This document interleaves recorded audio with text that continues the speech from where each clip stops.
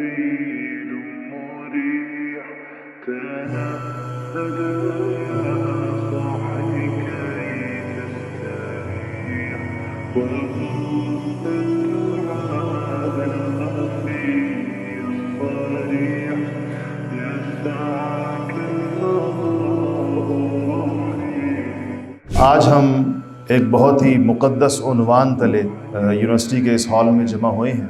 नबी करीम सल्लल्लाहु अलैहि वसल्लम की नबूवत का शायद सबसे बड़ा एजाज़ और मौजज़ा ये है कि आपने मुख्तसर तरीन वक्त में सबसे ज़्यादा जो मुतासिर किया वो इंसानी तबीयतों को किया। तो आप जब सीरत को पढ़ें तो आपकी दिलचस्पी का मौजू ये होना चाहिए कि सीरत तैयबा इंसानी ज़िंदगियों पर, इंसानी तबीयतों पर, इंसान के मिजाज और अखलाक पर, इंसान के किरदार पर किस तरह असरअंदाज हुए। शायद ही कोई सीरत निगार ऐसा हो जिसने कोई एक बाब मौजज़ात से मुताल्लिक ना रकम किया हो। तो कायनात की हर चीज़ ने असर लिया, लेकिन सबसे बड़ी हैरानकुन बात जो है वो ये कि इंसानों की तबीयतों ने जो असर लिया और जितनी बड़ी तब्दीली उनके अंदर रूनुमा हुई, उसकी मिसाल तारीख़ इंसानी में कोई और नहीं मिलती।